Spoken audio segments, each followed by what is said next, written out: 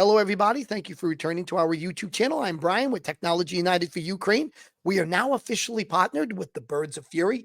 They are a Ukrainian military unit that develops weapon systems. They're an R&D unit that develops weapon systems for the Ukrainian armed forces.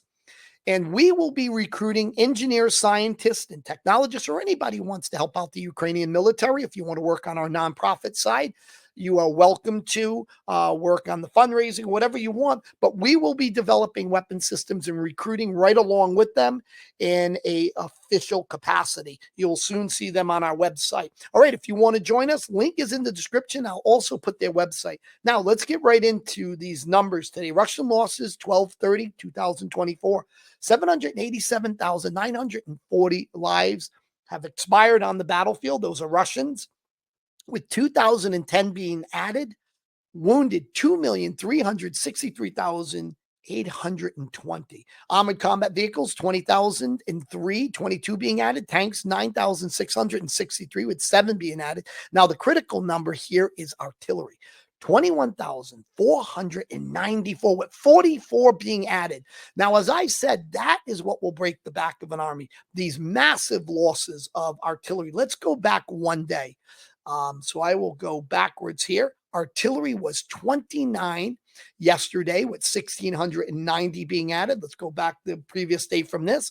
1,650 lives were added to this list, and 22 artillery pieces. We see the artillery is going back up. Here's 24, 1,540 personnel lost, and 10. So it was quite kind of low here. If you see, with a few days that were high, and went way down for a little while. Now it's ticking back up again.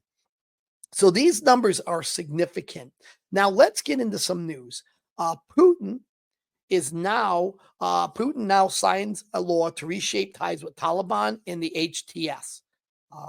So Vladimir Putin has signed a law allowing for the removal of Taliban and Hayat Tahrir al-Sham from Russia's list of terrorist organizations. This marks a step toward changing relations with these groups. And I guess to some degree, this might be the enemy of my enemies, my ally, trying to, make alliances with people that don't have a positive opinion of the West and NATO and their allies. So this is probably what I'm imagining he's doing by moving away from many of his decrees before, which had said, hey, these are a bad group of people and we're not going to have any relations with them. So again, I think him being desperate for allies. Now let's look at the map here. We are in live maps here, and a lot is kind of starting to go on down in. Let me get my Epic pen here. There we go. So I can circle things. All right.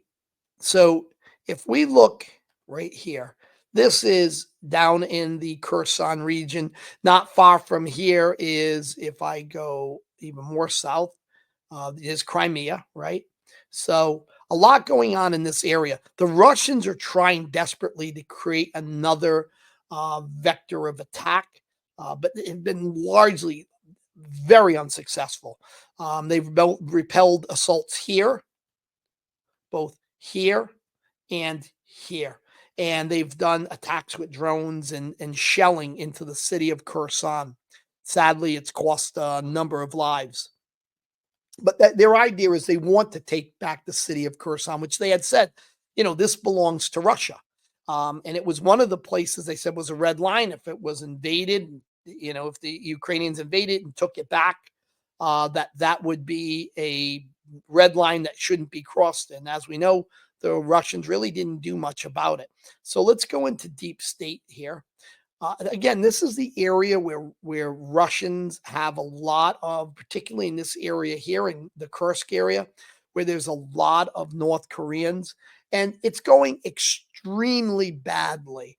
Again, I've talked about this before. This communication training is just on the absolute worst levels for the North Koreans. So let's now go down a little bit and we'll take a look at where I tend to give a daily update on the Donetsk area. If we can see this here, we'll see the progress. Let's go back a day.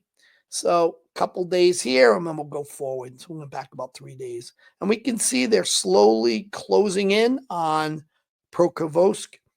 Again, losses have been simply astronomical for the Russians in this, both equipment and lives. But this is the city they want right here. It seems the Ukrainians are holding on this because their big thing is to work on the flanks. We also see them moving here, so probably they're going to take a wider pincer move, so they'll go wide here, and then I think they're hoping they can take this whole area right in here. I'm sure that's exactly what they're doing. But again, at losses that are just mind-boggling. All right, everyone. Appreciate you guys coming by. And remember, we are now partnered with Birds of Fury. I'm going to put their link in the description. We're going to be doing a lot of YouTube videos together with them, talking about some of the breakthroughs that we have made. And they'll be talking about theirs and some of the breakthroughs we'll be making together.